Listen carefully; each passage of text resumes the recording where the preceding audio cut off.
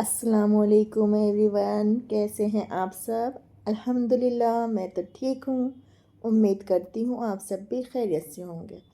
اللہ تعالیٰ سبھی کو خیریت سے رکھے، آباد رکھے، اور بے اولادوں کو اولاد عطا فرمائے، بے روزگاروں کو روزگار عطا فرمائے، بیماروں کو شفا عطا فرمائے، اور جس بھی بہن بھائی کے بیٹا بیٹی شادی سے رہ گئے ہیں اس کی جلد سے جلد شادی کرانا نصیب فرمائے، اور اللہ تعالیٰ سبھی کی عمروں میں برکت عطا فرمائے، آمین ثم آمین۔ تو چلیے آج ہم جانیں گے مومن اور کافر کا واقعہ۔ تو چلیے شروع کرتے ہیں۔ اللہ تعالیٰ نے سورہ کہف میں اصحاب کہف کے واقعے کے بعد ایک اور واقعے کا ذکر فرمایا ہے۔ یہ واقعہ دو انسانوں کے درمیان مناظرے جیسے گفتگو کی شکل میں ہوا ہے، اور ساتھ ہی اس کا نتیجہ اور پھل بھی ذکر کیا گیا ہے، یعنی ایک کا طریقہ زندگی مال کے اعتبار سے کامیاب رہا اور دوسرے کو ندامت و حسرت کا منہ دیکھنا پڑا۔ قرآن نے جس انداز میں اس واقعے کا ذکر کیا ہے، حدیث اور سیرت اور تاریخ کی کتابوں میں اس سے زیادہ کچھ نہیں، اسی لیے کہ اسی طرف لوٹنا چاہیے۔ اور اے پیغمبر، لوگوں کو ایک مثال سنا دو۔ دو آدمی تھے، ان میں سے ایک کے لیے ہم نے انگور کے دو باغ مہیا کرا دیے۔ گردا گرد کھجور کے پیڑوں کا گھیرا تھا، بیچ کی زمین میں کھیتی تھی۔ بس ایسا ہوا باغ پھلوں سے لد گئے اور پیداوار میں کسی طرح کی بھی کمی نہ ہوئی۔ اس کے بیچ سینچائی کے لیے ایک ندی جاری کر دی تھی۔ نتیجہ یہ نکلا کہ وہ آدمی دولت مند ہو گیا۔ تب ایک دن گھمنڈ میں آ کر اپنے دوست سے، جسے خوشحالیاں میسر نہ تھیں، باتیں کرتے کرتے بول اٹھا، دیکھو میں تم سے زیادہ مالدار ہوں اور میرا جتھا بھی بڑا طاقتور جتھا ہے۔ کہ یہ باتیں کرتے ہوئے اپنے باغ میں گیا اور وہ اپنے ہاتھوں اپنا نقصان کر رہا تھا۔ اس نے کہا، میں نہیں سمجھتا کہ ایسا شاداب باغ کبھی ویران ہو سکتا ہے۔ مجھے امید نہیں کہ قیامت کی گھڑی برپا ہوگی، اور اگر ایسا ہوا بھی تو کہ میں اپنے پروردگار کی طرف لوٹایا گیا تو میرے لیے کیا کھٹکا ہے، مجھے ضرور وہاں بھی اس سے بہتر ٹھکانہ ملے گا۔ یہ سن کر اس کے دوست نے کہا، اور آپس میں بات چیت کا سلسلہ جاری تھا، کیا تم اس ہستی کا انکار کرتے ہو جس نے تمہیں پہلے مٹی سے اور پھر نطفے سے پیدا کیا، پھر آدمی بنا کر سامنے لا دیا؟ لیکن میں تو یقین رکھتا ہوں کہ وہی اللہ میرے پروردگار ہیں، اور میں اپنے پروردگار کے ساتھ کسی کو شریک نہیں کرتا۔ اور پھر جب تم اپنے باغ میں آئے اور اس کی شادابیاں دیکھیں تو کیوں تم نے یہ نہ کہا کہ وہی ہوتا ہے جو اللہ چاہتا ہے؟ اس کی مدد کے بغیر کوئی کچھ نہیں کر سکتا۔ اور یہ جو تمہیں دکھائی دے رہا ہے کہ میں تم سے مال اور دولت کمتر رکھتا ہوں، تو اس پر گھمنڈ نہ کر۔ کیا عجب ہے، میرا پروردگار مجھے تمہارے اس باغ سے بھی بہتر باغ جنت دے دے، اور تمہارے باغ پر آسمان سے ایسی اندازہ کی ہوئی بات اتار دے کہ وہ چٹیل میدان ہو کر رہ جائے، یا پھر بربادی کی کوئی اور شکل نکل آئے، جیسا اس کی نہر کا پانی بالکل نیچے اتر جائے اور تم کسی طرح بھی اس تک نہ پہنچ سکو۔ اور پھر دیکھو ایسا ہی ہوا کہ اس کی دولت بربادی کے گھیرے میں آ گئی۔ وہ ہاتھ مل مل کر افسوس کرنے لگا کہ ان باغوں کی درستگی پر میں نے کیا کچھ خرچ کیا تھا، وہ سب برباد ہو گیا۔ اور باغوں کا حال یہ ہوا کہ ٹہنیاں گر کر زمین کے برابر ہو گئیں۔ اب وہ کہتا ہے، اے کاش میں پروردگار کے ساتھ کسی کو شریک نہ کرتا، اور دیکھو کائی جتھا کی اللہ کے سوا اس کی مدد کرتا، اور نہ خود اس نے یہ طاقت پائی کہ بربادی سے جیت سکتا۔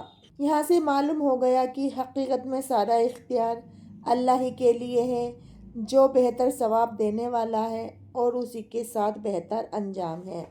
ان آیتوں سے پہلے یہ ذکر ہو رہا ہے کہ جو لوگ انکاری ہیں ان کے لیے جہنم کی آگ ہے، اور جو ایمان والے ہیں ان کے لیے ہر قسم کی خوشیاں عیشیاں ہیں۔ اور ہمیشہ کا باغ جنت ہے۔ اس کے بعد بحث میں آئی آیت میں یہ کہا جا سکتا ہے کہ جو انکاری ہیں ان کے لیے صرف آخرت کی محرومیاں نہیں ہیں بلکہ وہ اس دنیا میں بھی بہت جلد ناکامیاں اور بدبختیاں سے دوچار ہونے والے ہیں۔ ان کا یہ گھمنڈ کہ ان کو ہر قسم کا آرام اور خوش عیشی حاصل ہے اور وہ مال و دولت کے مالک ہیں اور ان کا جتھا بھی بہت طاقتور ہے، بہت جلد خاک میں مل جانے والے ہیں، اور ایمان والے اپنی موجودہ تنگ حالی پر بد دل نہ ہوں کہ وقت آ پہنچا ہے کہ ان کی یہ بے چارگی اور بے بسی ہر قسم کی عزت و طاقت سے بدل جائے گی۔ ساتھ ہی یہ کہ دنیا کی خوش عیشیاں بھی چلتی پھرتی چھاؤں ہیں، اس پر بھروسہ بیکار ہے، وہ جب مٹنے پر آتی ہیں تو لمحوں کی بھی دیر نہیں لگتی اور دنیا کی کوئی بھی طاقت اس کو نہیں بچا سکتی۔ بہرحال یہ واقعہ ہو یا مثال، یاد دہانی کرانے اور ڈرانے کے جس مقصد کی خاطر بیان کی گئی ہیں، اسے دیکھتے ہوئے مکہ کے مشرکوں اور مسلمانوں کے آپس میں مقابلے کا بڑا ہی جامع اور پہلو سے مکمل نشہ ہے، اور مسلمانوں کے حق میں ناسازگار حالات کے وقت ان کی کامیابی اور مشرکوں کی ناکامی کے اس انجام کی خبر دی ہے جو کچھ دنوں بعد ہونے والا تھا۔ دنیا کی نعمتیں 2 گھڑی کی دھوپ اور 4 دن کی چاندنی ہیں۔ دنیا کی نعمتیں 2 گھڑی کی دھوپ اور 4 دن کی چاندنی ہیں۔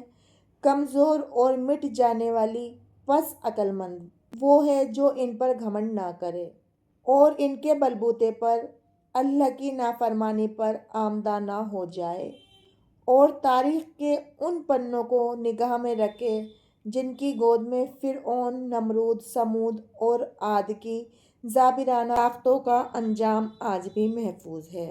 زمین کی سیر کرو اور پھر دیکھو کہ نافرمانوں کا انجام کیا ہوا۔ سچی عزت اللہ پر ایمان اور بھلے عمل سے بنتی ہے۔ دولت و ثروت اور سطوت و دنیا کی حشمت سے حاصل نہیں ہوتی۔ مکہ کے قریش کو ثروت و سطوت دونوں حاصل تھیں، مگر بدر کے میدان میں ان کا برا انجام اور دین دنیا کی ان کی رسوائی کو کوئی روک نہ سکا۔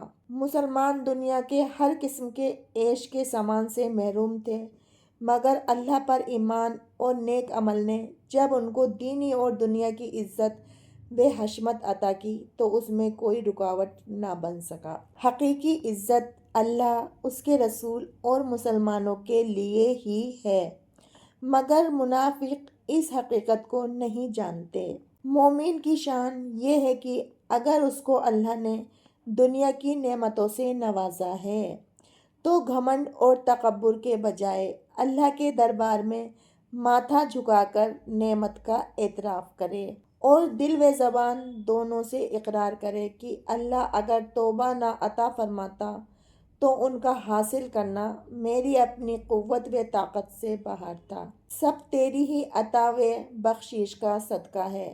جنت کے لیے چھپے خزانوں میں سے ایک خزانہ یہ ہے کہ بندہ مانے کی بھلائی کرنے کی طاقت اور برائی سے بچنے کی طاقت اللہ کی مدد کے بنا ناممکن ہے۔ یعنی جس آدمی نے زبان سے اس کا اقرار کیا اور میں اس حقیقت کو بٹھا لیا، اس نے گویا جنت کے خزانے کی کنجی حاصل کر لی۔ جو انجام سے پہلے انجام کی حقیقت کا اور لے اور انجام یہ ہو کہ ابدی و سرمدی سعادت پائے، اور شقی بدبخت ہے جو انجام پر غور کیے بغیر ایک تو گھمنڈ اور غرور ظاہر کرے اور اس برے انجام کو دیکھنے کے بعد ندامت، شرمندگی اور حسرت کا اظہار کرے، اور یہ ندامت و حسرت اس وقت کچھ کام نہ آئے۔ چنانچہ اس واقعہ کا مثال بھی انکار کرنے والوں کو وہی شقاوت پیش آئی اور وہی برا انجام فرعون کو بھی دیکھنا پڑا کہ وقت گزرنے پر اس نے وہی کہا کہ اگر عذاب کو دیکھنے سے پہلے حضرت موسیٰ علیہ السلام کی نصیحت مان لیتا تو اس دردناک عذاب کی بھیٹ نہ چڑھتا۔ ویڈیو پسند آئی ہے تو پلیز لائک، شیئر، کمنٹ ضرور سے کیجیے گا، اور میرے چینل پر پہلی بار آئے ہیں تو چینل کو سبسکرائب بھی کر لیجیے گا اور بیل کو پریس کیجیے گا جس سے ساری نوٹیفیکیشن آپ کو ملتی رہیں۔ اور اللہ تعالیٰ سبھی کو کامیابی عطا فرمائے، بے اولادوں کو اولاد نصیب فرمائے اور بے روزگاروں کو حلال روزی عطا فرمائے۔ اللہ تعالیٰ سبھی کی عمروں میں برکت عطا فرمائے، بیماروں کو شفا عطا فرمائے، آمین ثم آمین۔ تو ملتی ہوں میں آپ سے نیکسٹ ویڈیو میں، تب تک اپنا دھیان رکھیے گا، اپنوں کا دھیان رکھیے گا۔ اللہ حافظ۔ سبھی کو السلام علیکم ورحمۃ اللہ وبرکاتہ۔ میرے سلام کا جواب کمنٹ میں ضرور سے کیجیے گا، میں انتظار کروں گی۔ خدا حافظ۔